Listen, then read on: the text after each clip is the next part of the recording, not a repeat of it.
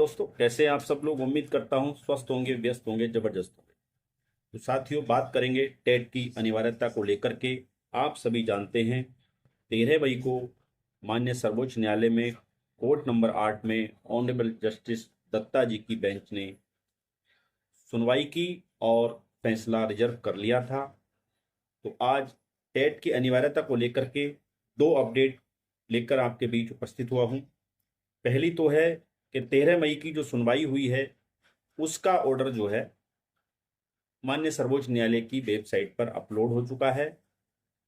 तो क्या उस ऑर्डर में है, एक तो ये बात जानने का प्रयास करेंगे, और साथ ही एक दूसरी बड़ी अपडेट ये निकल कर आ रही है।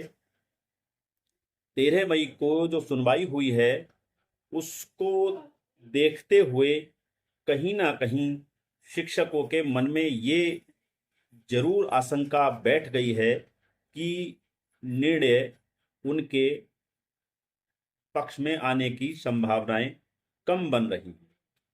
तो उसी को देखते हुए जो शिक्षक संगठन हैं उन्होंने आगे की तैयारी भी करनी शुरू कर दी है।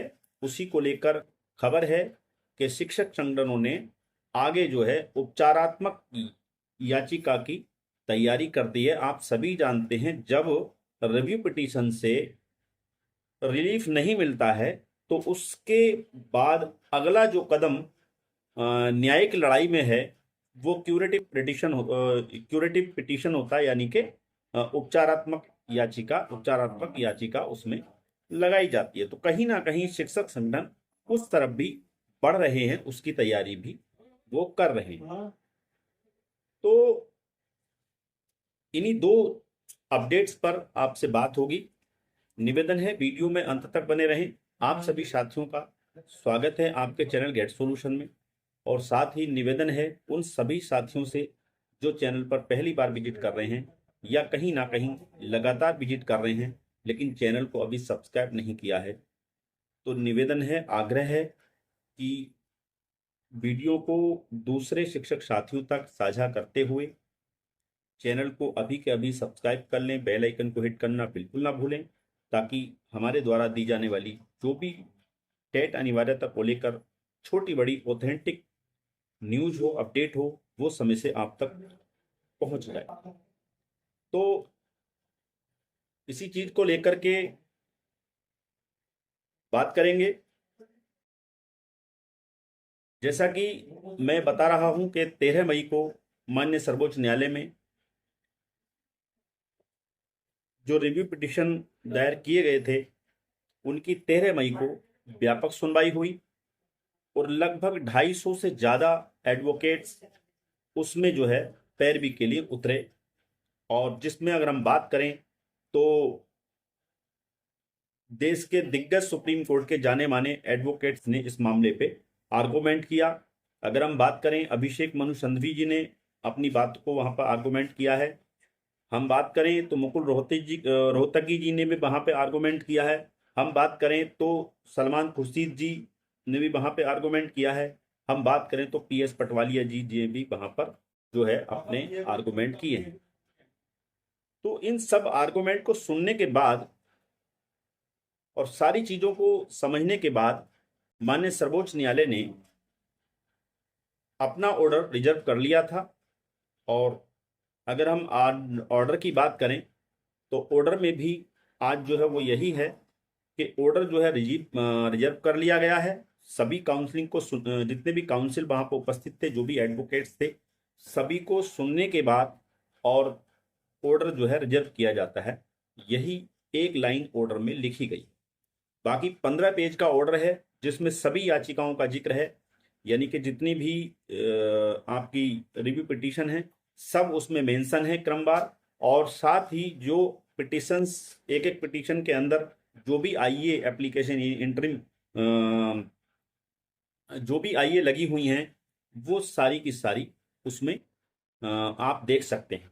उसके बाद जो पिटिशनर्स की तरफ से एडवोकेट्स वहां पर रहे हैं उन सब की लिस्ट देख सकते हैं। आपको देखने को मिलेगा कि लगभग 250 से ज्यादा एडवोकेट्स वहां पर थे, जो जिसमें कुछ एआरओ थे और बाकी हायर किए गए जो है आर्गूमेंट करने के लिए जो काउंसिल वहां पर हायर किए गए थे वो सब लोग, यानी एक लंबी चौड़ी फौज जो है माननीय सर्वोच्च न्यायालय में 13 मई को इकट्ठी हुई। लेकिन उसके बाद भी आपने देखा उस सुनवाई में कहीं ना कहीं माननीय सर्वोच्च न्यायालय को वो सेटिस्फाई नहीं कर पाए, और सर्वोच्च न्यायालय ने उसमें दो ही बात रखी। एक तो रखा कि जो बच्चों का मूल अधिकार है आरटीई एक्ट 2009 में जो 21A है, यानी कि जो बच्चों को गुणवत्तापूर्ण अनिवार्य शिक्षा प्रदान करने की का अधिकार देता है, उसके साथ कोई समझौता नहीं किया जा सकता। दूसरी चीज उन्होंने ये कहा कि जो जो आरटीई एक्ट की धारा 23(1) और 2 है, उसमें जो प्रोवाइजो है उसका मतलब उन्होंने नवनियुक्त टीचरों से नहीं निकाला, वो केवल इन सर्विस टीचर से निकाला है। तो उन्होंने वहां पे बड़ा स्पष्ट तौर पे कहा है कि जो 2017 का जो कहना चाहिए संशोधन है आरटीई एक्ट में, उसके साथ वो कंप्रोमाइज करने को तैयार नहीं, और उसी का जो कोई भी तोड़ वकीलों के पास देखने को नहीं मिली। तो सुनवाई को देख करके जो शिक्षक संगठन है वो कहीं ना कहीं, या शिक्षक हमारे साथी हैं वो कहीं ना कहीं ये बात जरूर समझ रहे हैं कि रिव्यू पिटीशन से बहुत ज़्यादा राहत मिलने की उम्मीद नहीं दिख रही। लेकिन फिर भी यहाँ पर ये कहना कि रिव्यू पिटीशन से फायदा मिलेगा या नहीं मिलेगा, ये अभी थोड़ा सा इसमें इंतजार करना चाहिए। निराश होने की जरूरत नहीं है, क्योंकि बड़ा मामला है, देश के 25 से 30 लाख शिक्षक इस चीज से प्रभावित हो रहे हैं। तो जो माननीय सर्वोच्च न्यायालय का आदेश आएगा, जो ऑर्डर रिजर्व किया है, जब वो ऑर्डर आ जाएगा तो उसके बाद ही चीजें स्पष्ट होंगी कि माननीय सर्वोच्च न्यायालय ने रिलीफ दी है शिक्षकों को या नहीं दी है। लेकिन जहां तक मोटा मोटी हम बात करें सुनवाई को देख करके, कहीं लगता नहीं है कि शिक्षक साथियों को इसमें कोई रिव्यू पिटीशन से राहत मिलने वाली है। उसी को देखते हुए शिक्षक संगठनों ने जो है क्यूरेटिव पिटीशन की तैयारी कर ली। वो केवल इंतजार में है कि माननीय सर्वोच्च न्यायालय का आदेश आ जाए, उसके बाद फिर आगे की रणनीति के लिए वो देख रहे हैं। यानी रणनीति तो लगभग तैयार है, उन्हें क्यूरेटिव पिटीशन में जाना है, यानी उपचारात्मक याचिका में जाना है। बस इंतजार है माननीय सर्वोच्च न्यायालय के आदेश के आने का, क्योंकि जब तक माननीय सर्वोच्च न्यायालय का आदेश आएगा नहीं तब तक आगे कोई भी स्टेप नहीं लिया जा सकता।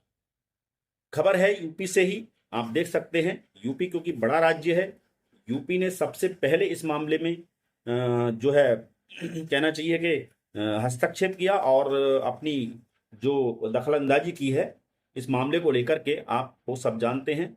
सबसे पहले यूपी से रिव्यू पिटीशन गया, यूपी के शिक्षक संगठनों ने आगे बढ़ करके जो है पूरे देश के शिक्षक संगठनों को एक मंच के नीचे लाए, एफडीआई का निर्माण किया एक तरह से, और सारी चीजें आपने देखी।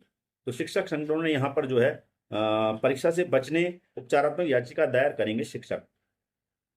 सरकार से की अध्यादेश लाने की मांग, यानी कि एक तरफ तो सरकार से भी अध्यादेश लाने की मांग की जा रही है, क्योंकि आप सभी जानते हैं माननीय धर्मेंद्र प्रधान जी केंद्रीय शिक्षा मंत्री भारत सरकार ने पश्चिम बंगाल में भी शिक्षकों से वायदा किया था कि आप जो है पश्चिम बंगाल में हमारी सत्ता परिवर्तन कराइए, यानी हमारी सरकार बनवाइए, बीजेपी की सरकार बनवाइए, हम आपको जो है राहत देंगे, हम शिक्षकों के साथ हैं, ये बात कही गई थी। और बिहार में भी जब चुनाव था उस दौरान भी माननीय शिक्षा मंत्री जी ने ये बात कही थी कि हम शिक्षकों के साथ खड़े हैं और शिक्षकों के लिए कोई ना कोई रास्ता जरूर निकालें। तो उस वायदे को शिक्षा मंत्री जी को याद लगातार दिलाया जा रहा है शिक्षकों की तरफ से, और अध्यादेश लाने की मांग की जा रही है, उस बिल में संशोधन करने की मांग की जा रही है ताकि शिक्षकों को टैक्स से छूट दी जा सके। तो इसी को लेकर के खबर है परीक्षा पात्रता परीक्षा टीईटी से बचने के लिए शिक्षक सुप्रीम कोर्ट में क्यूरेटिव पिटीशन दायर करेंगे। राज्य शिक्षक संघ ने इसके लिए तैयारी शुरू कर दी है, साथ ही वह शिक्षक पात्रता परीक्षा को लेकर सुप्रीम कोर्ट के फैसले का इंतजार कर रहा है। इसके अलावा सरकार का तत्काल अध्यादेश लाने का दबाव इसके अलावा सरकार पर तत्काल अध्यादेश लाने का दबाव बनाने शिक्षक आंदोलन पर भी विचार कर रहे हैं। यानी दोनों रास्ते अपनाने की बात है, एक तो कोएरेटिव पिटीशन में जाएंगे और दूसरे शिक्षक संगठन जो है आंदोलन की एक रूपरेखा बना रहे हैं, किस तरीके से आगे अब हमें इसमें आगे बढ़ना है। दरअसल राज्य सरकार के साथ मध्य प्रदेश और देश भर के अन्य राज्यों के लिए राज्यों के शिक्षक संगठनों की ओर से पुनर्विचार याचिका दायर की गई थी। याचिकाओं में 1998 से 2009 के बीच नियुक्त शिक्षकों को परीक्षा से छूट देने की मांग की गई थी, जिस पर बीते 13 मई को सुप्रीम कोर्ट ने राहत देने से इनकार किया और फैसला सुरक्षित कर लिया। कुछ दिनों में इस पर कोर्ट अपना फैसला सुनाएगी।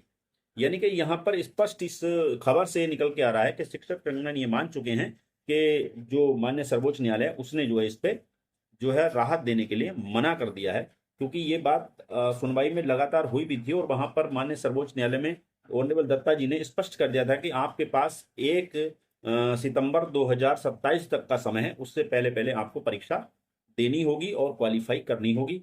वो पहले ही कह चुके हैं कि हम पहले ही उन शिक्षकों को राहत दे चुके हैं जिनकी सर्विस 5 साल से कम बची हुई है, उनको हम पहले ही राहत दे चुके हैं।